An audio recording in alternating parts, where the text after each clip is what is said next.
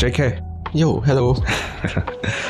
Thank you for taking the time to share your thoughts and journey. It's been an intense 2 months that you've been with us. So maybe a bit of background and context. Who are you? Where are you at in your life cycle? I'm Jin Kai. I am a year 2 student right now, studying a double degree in computer science and business administration at NUS. Yeah. Then I think when I first started in year 1, I was really confused because there were so many pathways I could go to, like finance or software engineering, machine learning. I didn't really have a specific interest at that point. I was still exploring. But I think over the course of my studies in NUS, I guess I have deviated more and more inclined to do more about AI, machine learning, that kind of specialization. And that's where I joined this company to gain some more learning experiences. Fast forward to where we are now, and everything's moving so much quicker already, right? So it's quite confusing and daunting, I suppose, as to what you should study. What are some of the concerns you've had while you've been studying, and what are some of the advances in technology that you've seen that have made you decide that you need to study what you're studying? So to answer your first question, how do I decide what I want to study? I think, as you said, everything is moving very fast right now and you have to stay on top. And I see that obviously AI has been the hot topic and it has made revolutionary changes. So obviously I also want to jump on the hype train as well because I feel like at least for the next 5 to 10 years, AI would still be a relevant area for me to study and probably would be future-proof-ish for now. And as AI or technology evolves as well, there are many different specializations within AI that we can go through. And as these specializations or newly discovered areas emerge, then it sort of interests me as well to explore all of them. Tell me a little bit, I believe it was when GPT came out. Can you tell me a little bit about that experience when you first discovered it and how you started using it at school and how you use it now, or leading up to before you joined us? I think when ChatGPT came out, I think I was just amazed because usually we also rely on the Google search engine. I had like a lot of experiences. I needed to do research and the search engine was just not cutting it. It would give me links. I'll have to scroll through the pages one by one, and it was just a very tedious experience. And then once ChatGPT was introduced, oh wow, suddenly this large language model could be sort of my assistant. Not only could it help me source for information that is relevant, but it could also do things like perhaps I'm writing an email or proposal. It could give feedback on how I could improve. I no longer needed to spend a large amount of time sourcing the internet to try and find this information myself. I could just ask the LLM and it will give me in a matter of seconds. And I think that there's a very fine line between using the LLM, using it for your learning, as well as being too reliant on it. So obviously, there will be some people that I have encountered that would just totally use the LLM to help them make their decisions or do their content. And I think instead, we should just hold back and just instead ask it as a sort of assistant. How can I improve? What are the ways you can make my content better? And only then will we be able to merge the capabilities of human and AI to create something even more better through whatever processes that we are involved in. Tell me a little bit about the mindset and the disconnect, because students are always quick to lean into technology. I can imagine with the teachers, there must have been a bit of panic, or it probably was very similar to my day when we went from encyclopedias to Google and they wanted to try and control how you utilize the technology. I always find the education lags a little bit behind. So there must have been a big disconnect between the students and the teachers dealing with a new set of problems. Can you share a little bit about what you saw and experienced? I think initially, as what you said, there was definitely a disconnect. I think the initial idea or the approach that these educational institutes have or teachers have is that they want you to prevent usage of AI. So they'll enforce, like, whenever we are drafting a graded assignment or whatever, they'll say something like, oh, we have this AI checker, and if your content is flagged out for AI, you will be heavily penalized. But then over the years, as AI got to become more ubiquitous in our daily lives, now it's less about oh, you shouldn't use AI, and it's more of you could use AI, but you probably need to cite it, or you could use AI to ask you how to solve the question, but not give you the, for my case, code directly. So yeah, I think it's shifting towards more assistive way of using AI instead of like total inhibition of using AI, which is pretty good, I guess. Yeah. What percentage of students before you got to university were using the large language model with their daily requirements? I don't have the exact measurements for sure, but Guesstimate. probably around, definitely more than around 70%, because it was the hot thing and it was so convenient. It was, yeah. Okay. And did you see that trend follow when you went into university? Yeah, definitely. I think the trend has only increased, and it's not just like my university friends as well. Even I hear my sisters, my brothers, perhaps they also they say that it's also a commonality in the workplace as well. Yeah, it has definitely gone. The amount of people that has used AI over the years has definitely increased. Yeah. Got you.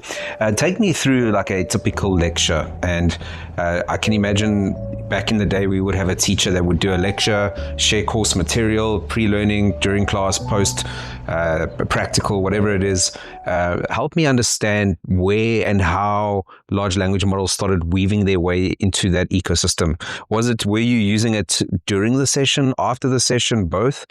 I think roughly the structure, at least the initial part, remains the same. So there will still be lectures, we'll still be listening, there will be tutorials and TAs or teaching assistants that would guide us for all of the questions. I think where LLM has really weaved into this student life cycle is outside of class when we are confused. You know, instead of asking the teaching assistants or lecturers, we have another outlet for us to ask. So maybe I'm behind on this topic and my TA is busy or the lecturers don't respond, then I could just ask the LLM, okay, why am I doing wrongly? So it acts as this sort of extra assistant for people to help bridge the gap between those with a lot of knowledge and those who don't know and don't know how to get to those higher levels. That's where I think it fits in. Makes sense. It becomes a mentor. Yeah, something like that. Which takes me to the next point then. So you decided to do an internship. What made you decide to do an internship or reach out to do an internship?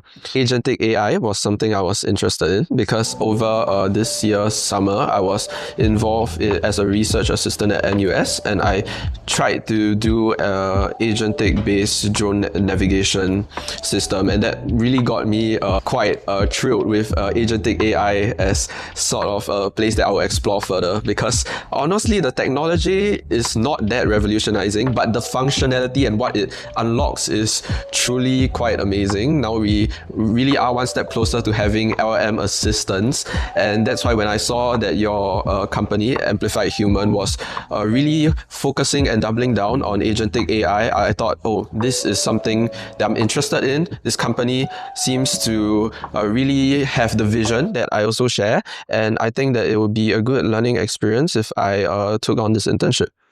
And the first day you came to us, and I like to jump straight into someone's real world application, and the first thing we asked you to do was to build an agent that could help you with a real world problem that you have.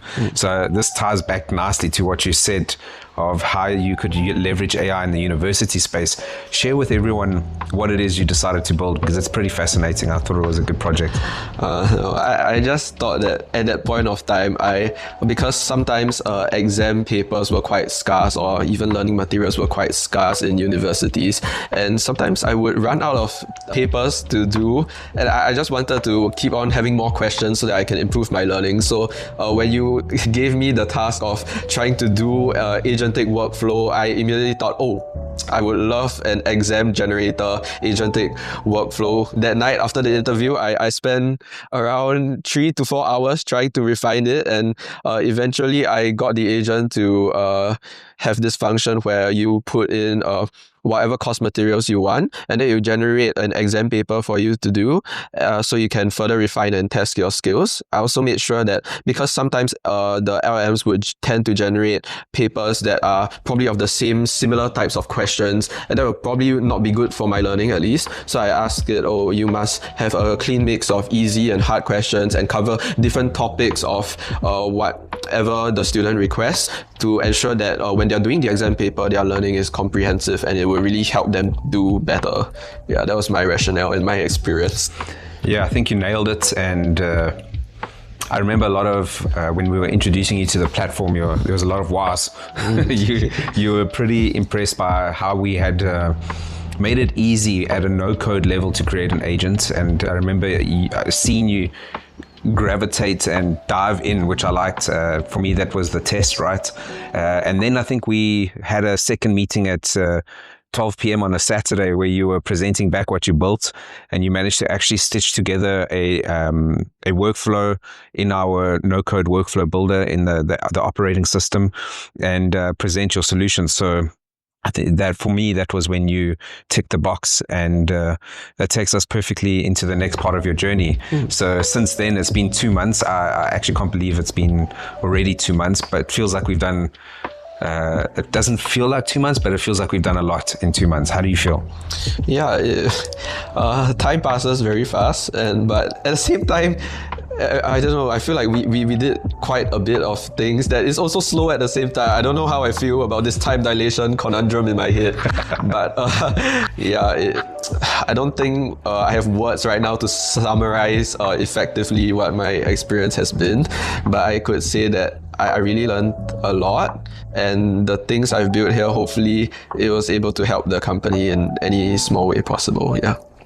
Yeah, I think for me, I've been asking for a good technical resource, and you can clip this part of the video for future reference, but it has been a pleasure working with you. I think that you've been astute, disciplined, you've put the time in, even though it's no code. As someone, because I'm not technical, right? You're a lot more technical from a study and focus perspective. I built the operating system so that a person like me can dabble in that world and build out agents, build out workflows.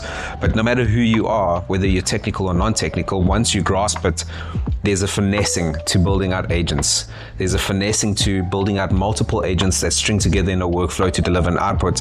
And then, which you've become, I think, the master of in our world, there's the finessing of how you produce PDFs that actually are structured well and package the output beautifully. To summarize, you've had an amazing 2 months, working through the work again and listening to you present it. I see a different version of you, a more confident version of you sitting in front of me. I think that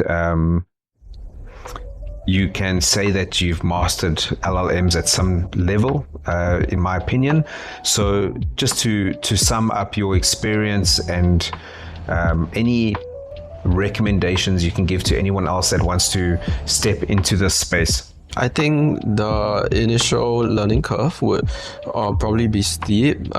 Anything that is AI related is probably going to be steep.